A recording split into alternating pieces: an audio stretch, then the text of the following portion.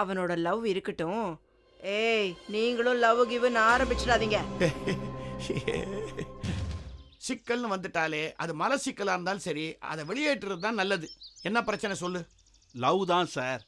அவன் ஒரு குப்பை ஃபேமிலியில் ஒரு பொண்ணை லவ் பண்ணுறான். அவளை தான் கல்யாணம் பண்ணிப்பேன்னு இப்படிவா முடியும்?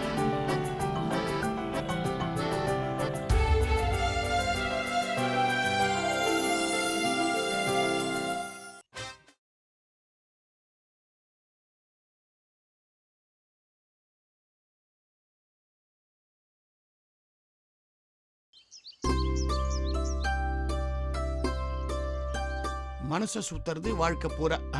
இல்ல, நான் என்ன நினைச்சிட்டு இருக்கிறேன், இந்த காதல்லாம் பஸ் ஸ்டாண்ட்ல ஆபீஸ் போறதுக்கு வெயிட் பண்ணிட்டு இருக்கிற பொண்ணை பைக்ல பிக்கப் பண்ணி ஆபீஸ்ல கொண்டு போய் விடுறது, அப்புறம் அந்த பொண்ணுக்கு இந்த ஆபீஸ்ல இந்த மேட்டர்லாம் கொஞ்சம் சொல்லி தருது, லஞ்ச் டைம்ல தான் சாப்பாடு அவளுக்கு கொடுத்து இந்த ஆம்பளை பட்டினி கிடக்கிறது, அப்புறம் அவங்க வீட்டுக்கு போய் இந்த ப்ரொவிஷன்ஸ் எல்லாம் வாங்கி கொடுக்கறது, ஒருவேளை அந்த காதலிக்கு தங்கச்சி இருந்தாலும் அவளுக்கு கணக்கெல்லாம் சொல்லி கொடுக்கறது. இதான் காதல் நினைச்சிட்டு இருக்கிறேன் நானு.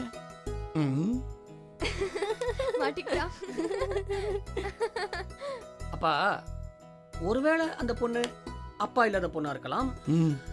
அப்படிப்பட்ட பொண்ணுக்கு இந்த மாதிரி ஹெல்ப் பண்றது தப்பு இல்லையே. அந்த பொண்ணை கல்யாணம் பண்றதும் தப்பு இல்லையே. இல்ல தப்பே இல்ல. பட் எனக்கு என்னன்னா, அந்த பையனுக்கு ஒருவேளை வேற ஏதாவது கொள்கை இருந்துச்சுன்னா, இந்த 6 5 4 3 2 1 அப்படின்னு, அப்ப அந்த பையன் என்ன பண்ணுவான்? அது அது அது வந்து அந்த பொண்ணை பார்க்கறதுக்கு முன்னாடி அந்த மாதிரி ஒரு பாலிசி வச்சிருக்கலாம். அந்த பொண்ணை பார்த்ததுக்கு அப்புறம் 6 5 4 3 2 ஒன்றும் வேண்டாம், ஒன்று மட்டும் போதும், அந்த பொண்ணு மட்டும் போதும்னு நினைச்சிருக்கலாம்.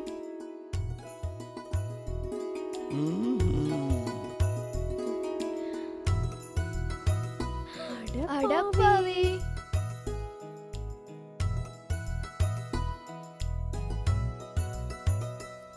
எப்படி? என்னப்பா பெருசா வெடிக்கும்னு பார்த்தா புஸ்ஸுன்னு ஹாப்பியா முடிச்சிட்ட. என்ன சுத்தி வளைச்சு பேசி பையன்கிட்ட சம்மதம் வாங்கிட்டீங்களா? இந்த காலத்து பசங்க கிட்டே இப்படிதாம்மா. நம்ம சுத்தி வளைச்சு கேள்வியை கேட்டாதான் நேரடியா பதில சொல்றானுங்க. நேரடியா கேள்வியை கேட்டா சுத்தி வளைச்சுதான் பதில சொல்றானுங்க. இருக்கட்டுங்க, உங்களுக்கு சந்தோஷம் தானே? பின்ன சாதாரண சந்தோஷமா? என்னோட க்ளோஸ் ஃப்ரெண்ட் ஜெயராமனோட ஆத்மா மேலேருந்து என்ன பார்த்து டேய் ரொம்ப தேங்க்ஸ்டான்னு சொல்ற மாதிரி இருக்குமா? நான் வாசு விஷயத்துல கவலைப்பட்டுட்டு இருந்தேங்க. எங்க நமக்கு சரிப்பட்டு வராத இடத்துல லவ் பண்ணிடுவானோன்னு பயந்துகிட்டு இருந்தேன். அதெல்லாம் கரெக்டான இடத்துல தான் லவ் பண்ணிருக்கான். ஆனா என்ன பண்ணிருக்கான் அவன், நான் அரேஞ்ச் பண்ணணும்னு நினைச்ச மேரேஜ லவ் மேரேஜ அவன் அரேஞ்ச் பண்ணிட்டான். அவனோட லவ் இருக்கட்டும். ஏய், நீங்களும் லவ் கிவ்னு ஆரம்பிச்சிடாதீங்க.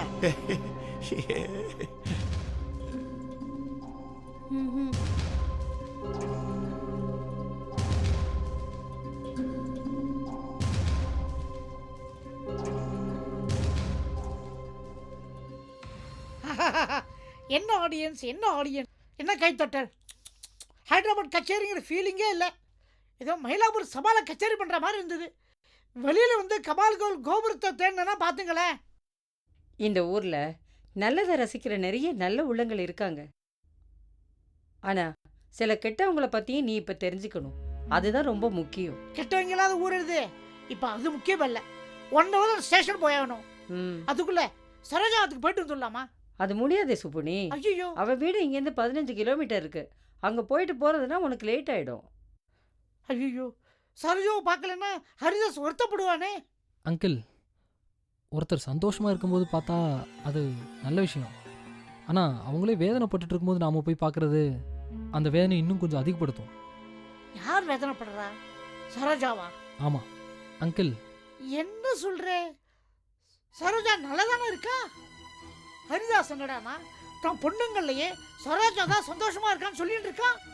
நீங்க மாத்தி பேசுறீங்க. தூரத்துலேருந்து பார்த்தா சாக்கடை கூட நல்லா தான் தெரியும். நான் எல்லாத்தையும் பக்கத்து வீட்டிலேருந்து பார்த்தவன். புரியுதக்கா, உங்களுக்கு தெரியாது கிடையாது. உலகத்துல எல்லா வீட்லேயும் ஹஸ்பண்ட் ஒய்ஃப்களும் 1008 வேறுபாடு இருக்கத்தான் செய்யும். இதெல்லாம் நம்ம பெருசுப்படுத்த வேணாமே. சுப்புனி, வேறுபாடு இருக்கலாம், ஆனால் இது மாறுபாடு. இந்த ஹைதராபாத்தில் எவ்வளவோ நல்ல நல்ல பசங்க இருக்காங்க. ஆனால் ஒரு பச்சை ரோகுக்கு உன் ஃப்ரெண்டு ஹரிதாஸ் ஏமாந்து கல்யாணம் பண்ணி கொடுத்துருக்காரு. நோ, நீங்கள் சொல்கிறத என்னால் ஏற்றுக்க முடியாது. ஹரிதாசன் பாலிய ஸ்நேகிதன். அவனை சட்டுன்னு யாரும் ஏமாற்ற முடியாது.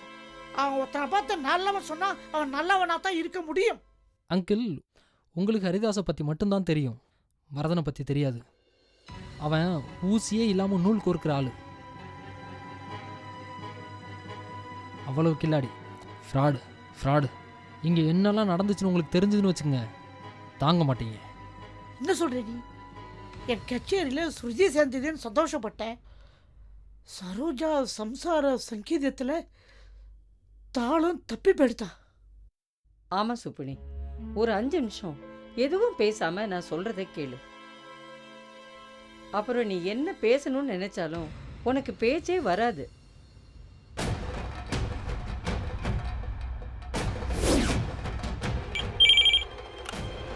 ஹலோ அம்மா வரதா இருக்கானே?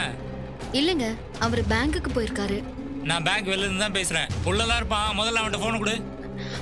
ஐயோ, அவர் வீட்ல இல்லைங்க. இந்த பார், அந்த ஆள்கிட்ட சொல்லி வை. அந்த ஆள் எங்க ஒளிஞ்சிருந்தாலும் எங்கிட்ட மாட்டாம போக மாட்டான். யார் நீங்க? வரதா இல்லையாமா?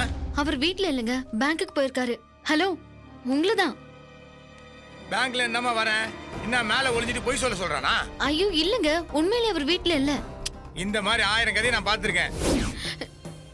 நான் இதை அப்பாக்கு ஃபோன் பண்ணி சொல்ல போறேன்.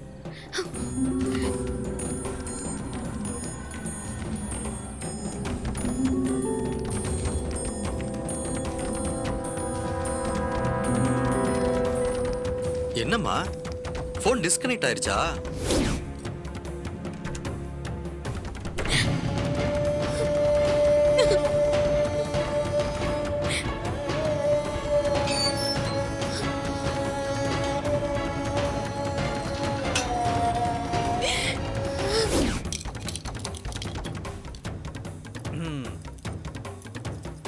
சரோஜா, என்னங்க?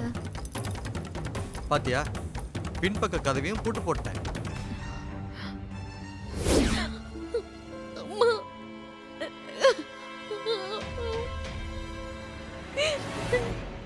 ம், ம்,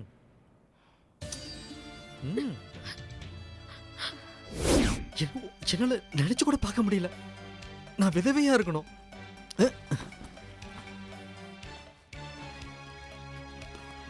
கீதையில கிருஷ்ணன் என்ன சொல்லியிருக்காரு? பழிபாவத்துக்கு அஞ்சி கடமையை செய்ய தவறக்கூடாதுன்னு சொல்லியிருக்காரு. இவ்வளோ விஷயம் நடந்திருக்கு. சரோஜா எப்படி இந்த கொடுமையை சகிச்சுட்டு இருக்கு? அவ இப்ப சூழ்நிலை கைதியா இருக்கா. ஓ, அழகா பறந்து திரிஞ்சிட்டு இருந்த ஒரு பச்சை பசங்கிலிய கூண்டில் அடைச்சு வச்சுட்டு அதை கொஞ்ச நாள் கழிச்சு திருப்பி பறக்க விட்டா கூட அது பறக்க முடியாம அப்படியே நிக்குமா. அந்த மாதிரி தான் இப்ப சரோஜாவோட நிலைமையும் இருக்கு. நீ சொல்றது எனக்கு ரொம்ப மனசு கஷ்டமா இருக்கு.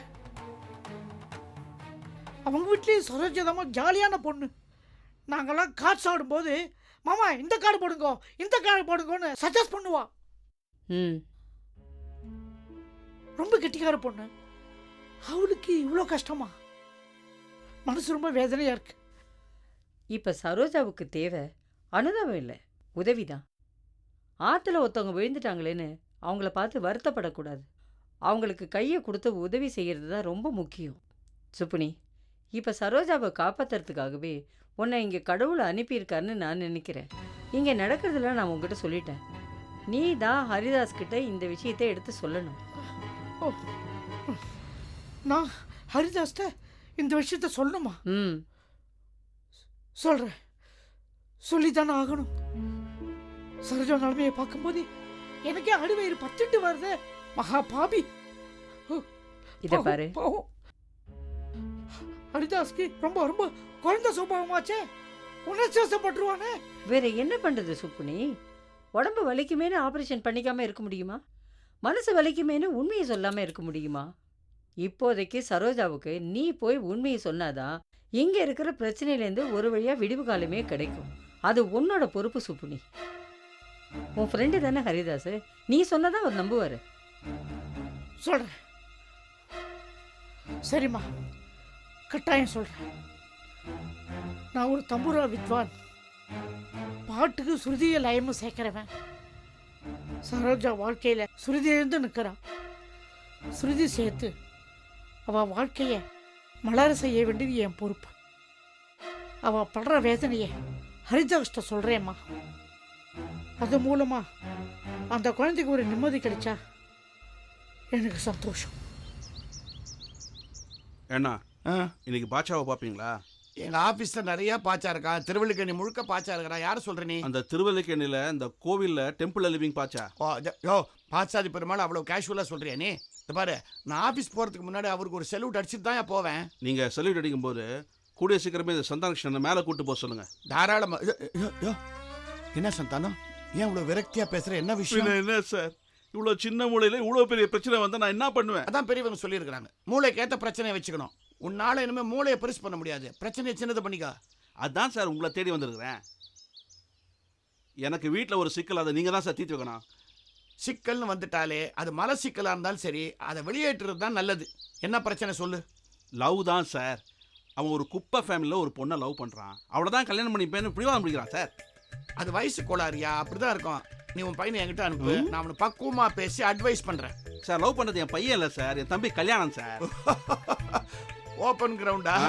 யோ, அவன் பல்ல பிடிங்கின பாம்பியா? 20 வருஷமா டூலெட் போர்டை மாட்டிக்கின்னு அவைலபிள் ஃபார் லவ்னு அலையறானே, தெரிஞ்சது தானே? அவன் தான் சார். அவன் ஒரு பொண்ணு ஜீவகன்ற ஒரு பொண்ணு பின்னாடி பைத்தியமா அலையறான் சார். அதை எப்படியாச்சும் நிறுத்தணும் சார். இந்த பார், ஒரு ஆணை ஒரு பொண்ணை லவ் பண்றான்னா அதை நிறுத்துறதுக்கு ஒரே வழிதான் இருக்கு. என்ன வழி? என்ன வழி சார்? அவளுக்கு கல்யாணம் பண்ணி வச்சிரு. அடப்போங்க சார், அந்த ஃபேமிலி சரியில்லை சார். அந்த பொண்ணோட கார்டியன் குப்பர் ராமசாமி குப்பை ஹோல்சேல் பிஸ்னஸ் பண்றான் சார். அதுல என்னப்பா தப்பு? திருடி பொழைச்சாதான் தப்பு. குப்பை பிசினஸ் பண்றதுல என்ன தப்பு? அப்படி பார்த்தா நானும் ஒரு குப்பைக்காரன் தான் சார். ஆமா, உன் மனசுல இருக்கிற குப்பையெல்லாம் எங்கிட்ட தானே கொட்டுற நீ. ஓ, அப்படி சொல்ல வரீங்களா?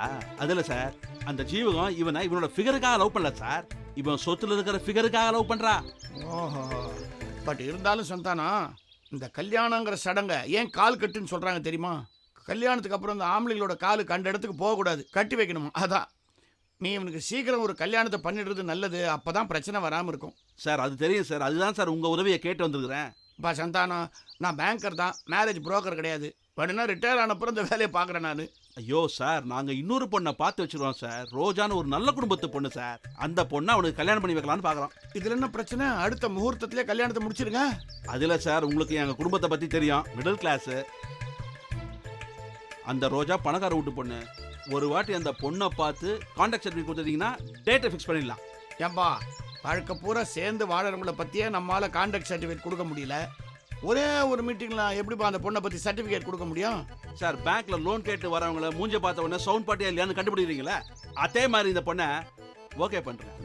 என்ன சொல்றீங்க? அது இல்லை சார், கல்யாணத்துக்கு ஓகேவான்னு சொல்லுங்கன்னு சொல்ல வந்தேன். குழப்பற நீ போட்டு எதையும் தெளிவா சொல்லு, சரியா? உனக்கா நான் வந்து அந்த பொண்ணை மீட் பண்ணி ஏதோ எனக்கு தெரிஞ்ச அளவுக்கு அபிப்பிராயம் சொல்றேன். Okay okay. எனக்கு என்னன்னா, இந்த கல்யாணம் நல்லபடியா நடந்து அதுக்கப்புறமாவது உங்க வீட்டில் நடக்கிற மகாபாரத யுத்தம் நின்னா சரி. ஆமா சார்.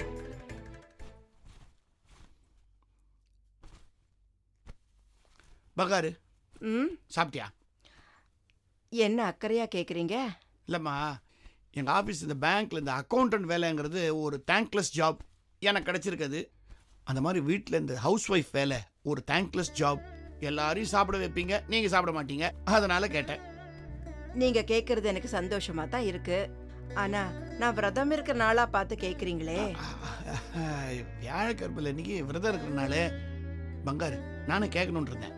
எதுக்கு இந்த விரதம்லாம்? கடவுள் ஒன்றும் நம்மள உடம்ப வருத்திக்கிட்டு அவரை வேண்டிக்கன்னு சொல்றதே இல்லம்மா. அவர் எப்பவுமே சொல்ல மாட்டாரு. ஆனா ஏன் பிரார்த்தனைக்கு பலன் இருக்கு.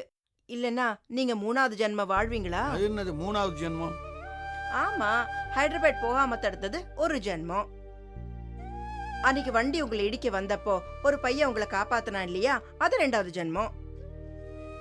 இப்ப வாழ்றது 3வது ஜென்மம் தானே. என்ன பொறுத்த வரைக்கும் இது 4வது ஜென்மம். ஏமி? ஆமா, நான் தாண்ட இன்னொரு கண்டத்தை நீ விட்டிய. என்ன சொல்றீங்க? உன்னை கல்யாணம் பண்ணிக்கிட்டேன். அது அப்ப எதுக்கு என் பிறந்த நாள் அன்னைக்கு எனக்கு லவ் லெட்டர் எல்லாம் கொடுத்தீங்க? ஐயா, போய் கோவத்தை பார். நான் சும்மா தமாஷ் பண்றேம்மா. பங்காரு, உன்னை கட்டிக்கிட்டது எனக்கு வாழ்க்கையில கண்டம் இல்லம்மா, அது எனக்கு சுந்தர காண்டம். அங்கிள், அடே வாயா வாயா வாயா வாயா. 100 ஆயுஷ்பா உனக்கு. பங்காரு, கண்டத்தை பத்தி பேசிட்டு இருந்தோம். கண்டத்துல இருந்து என்னை காப்பாத்துற பையனே வந்துட்டான். நீங்க 2 பேரும் நல்லா இருக்கீங்களா? நல்லா இருக்கோம்பா. அதுக்கு நீயும் ஒரு காரணம் தானே. ஆமா, அன்னைக்கு நான் உடனே வந்து பார்க்குறேன்னு சொன்னேன், வரவே இல்லை. உன் அட்ரஸும் எனக்கு தெரியல. நீ எங்கே இருக்க? இதோ கோயில் பக்கத்துல தான் இருக்கேன். அட என்னப்பா, திருவிழிக்கண்ணில எல்லாரும் கோயில் பக்கத்துல தான் இருக்கோம். இப்படி மொட்டையா சொன்னா எப்படி? உன் பேர் என்னம்மா? கண்ணன். ஆஹா, நம்ம கண்ணனுக்கு உடனே சீடை முறுக்கு வெள்ளம் எல்லாம் கொண்டா ஓடிப்போ. ஏன்பா கண்ணா, சீடை முறுக்கெல்லாம் சாப்பிடுவல்ல? ரொம்ப பிடிக்கும். அதானே பார்த்தேன்.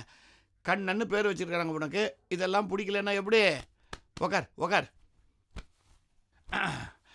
பங்காரு எங்க? இதோ வரேங்க. கொண்டா சாப்பிட்றாப்பா.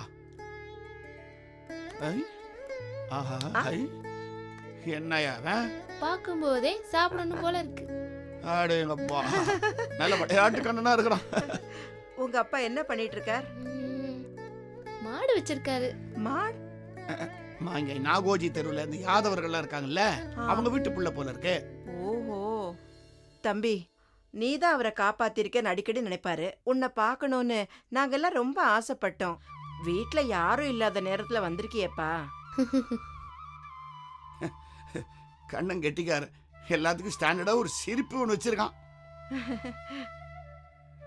நான் உங்களை பார்க்க தான் வந்தேன். பாத்தியா, நம்ம 2 பேருக்கு தான் அவனுக்கு ஸ்பெஷலா. காஃபி சாப்பிடுறியா? காஃபி எல்லாம் வேணாம், எனக்கு தையில கொஞ்சம் சக்கரை போட்டு தாங்க போதும். நார்த் இந்தியன் கண்டம் போல இருக்கு. லஸ்ஸி ஸ்டைல் தான் பிடிக்குது. கொண்டா. கண்ணா, பார்க்கறதுக்கு ரொம்ப விளையாட்டு பிள்ளையா தான் தெரியுற. ஆனா அன்னைக்கு என்ன விவேகமா, என்ன சமயோஜிதமா என்ன காப்பாத்தினேன். பெரிய ஆச்சரியமா இருக்குப்பா உன்னை நினைச்சா. நான் விளையாட்டு பிள்ளை தான், ஆனா ஆபத்துன்னு வரும்போது நான் காப்பாத்திடுவேன் அங்கிள். அதான் வயசை பார்த்து சைஸை பார்த்து யாரையும் தப்பா இடம் போட்டுறக்கூடாதுங்கிறத நீ ப்ரூவ் பண்ணிட்டப்பா. கொண்டா சாப்பிடு. சக்கரை போட்டியா? போட்டுங்க. ஐ மெல்ல.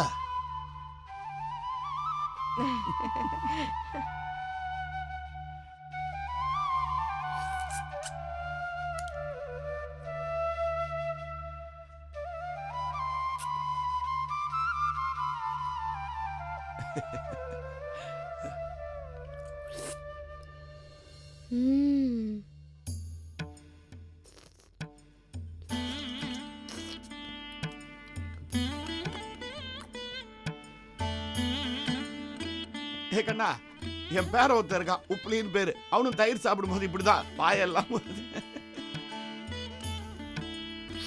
ஆன்ட்டி, தயிர் சூப்பர். இன்னும் கொஞ்சம் எடுத்துட்டு வரட்டுமா? போதும், நான் புறப்படுறேன். கண்ணா ஒரு நிமிஷம். ஏமா, இவனுக்கு கொடுக்கணும்னு பணம் உண்டியில வச்சிருந்தோம். எவ்வளவு இருக்கு? மீனாட்சிக்கு 15,000 வந்து கொடுத்தோம், அங்க கொடுத்தோம். ஒரு 1000 ரூபாய் இருக்குங்க. சரி கொண்டா போ. எடுத்து சரியா பாரு உண்டியில. கண்ணா, நீ எனக்கு பெரிய உதவி பண்ணிட்ட. பதிலுக்கு நான் உனக்கு பெருசா பரோபகாரம் பண்ணணும்னு நினைச்சிட்டு இருந்தேன். ஆனா சந்தர்ப்ப சூழ்நிலை என்னால. இப்ப வந்துடுறேன். சரி. கண்ணா, இதுல 1000 ரூபாய் இருக்கு, உனக்கு தான். சின்ன பசங்களுக்கு பணம் கொடுக்கறது தப்பு இல்லையா அங்கிள்? அப்படின்னா நான் வந்து உங்க வீட்டுல கொடுத்துருவா? ஐயோ, இப்ப வேணாம் அங்கிள், நானே உங்களை வந்து கூட்டிட்டு போறேன். பட் இந்த பணம் விட மாட்டீங்களே. சரி பரவாயில்ல அங்கிள், நானே பத்திரமா எடுத்துட்டு போறேன். கண்ணா, ஒரு நிமிஷம் இருப்பா.